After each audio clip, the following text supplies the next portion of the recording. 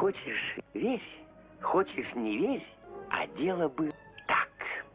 Ебой, на связи Сушеф. Это мой лайв-канал, проект 365, где я записываю каждый день по одному, хотя бы чуть информативному ролику. И сегодня покажу вам уникальный случай.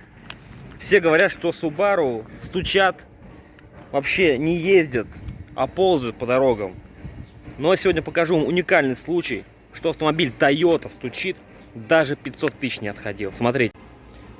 Так, открываем автомобиль.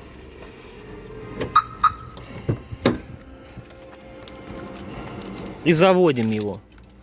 Пробег всего лишь 378. Это к разговору о том, что автомобили созданы богами.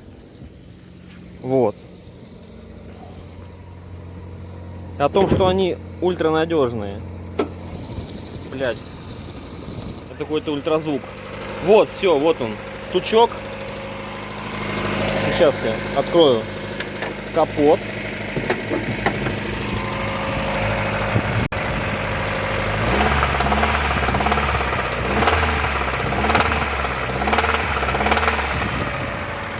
Такие дела.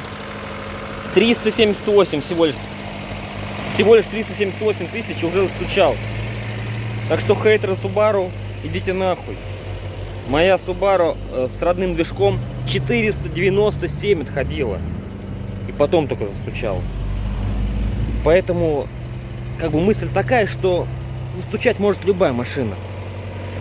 Смотря как за ней ухаживать.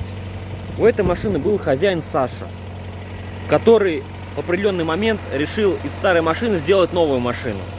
Сказал: я откапиталю движок сам, я сделаю то, я сделаю все. Был небольшой жор масла, а теперь без движку. Потому что он просто поменял кольца. Это к тому, что обслужить автомобиль хорошо, и он будет ходить у вас 500 000 км смело. Поэтому